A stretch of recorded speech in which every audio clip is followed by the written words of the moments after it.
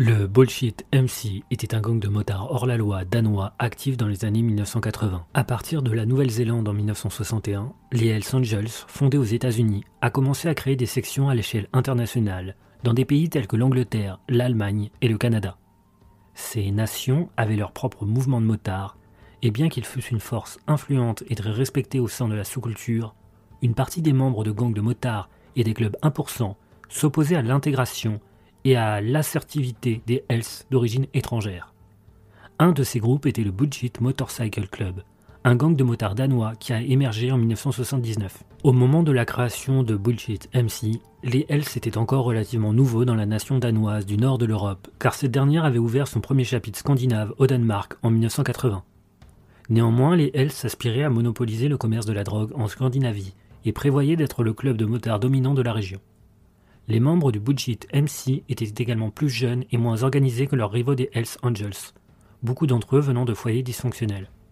A l'inverse, les motards appartenant aux Hells suivaient la mentalité établie par les chapitres étrangers du groupe, l'organisation dans son ensemble devenant plus structurée. Relativement peu de temps après leur formation, le Bullshit MC est devenu un acteur majeur dans le commerce illicite de stupéfiants à Copenhague et a rapidement pris le contrôle d'une grande partie du marché lucratif de la drogue de la ville.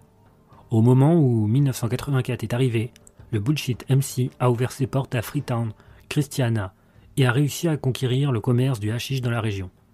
Les membres auraient participé à de nombreuses menaces et agressions envers les habitants, ce qui, combiné à leur compagnie gangster, a suscité beaucoup de ressentiment envers la présence du club dans le quartier.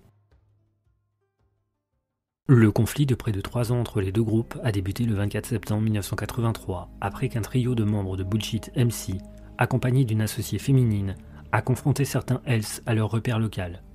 Les Hells étaient dirigés par Bent Svan Nielsen, le président du chapitre de Copenhague.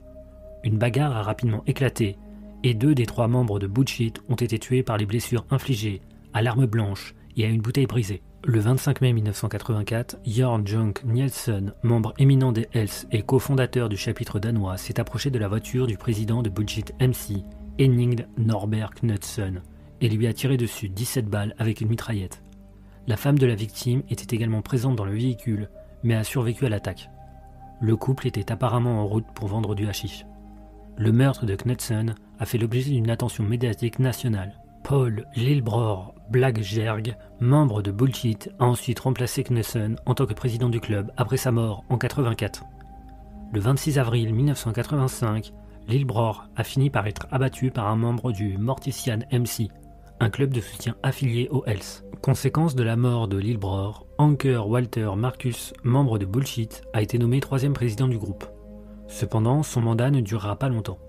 Il a été abattu par 3 hommes le 21 décembre 1985, alors qu'il se trouvait dans une taverne gérée par le club.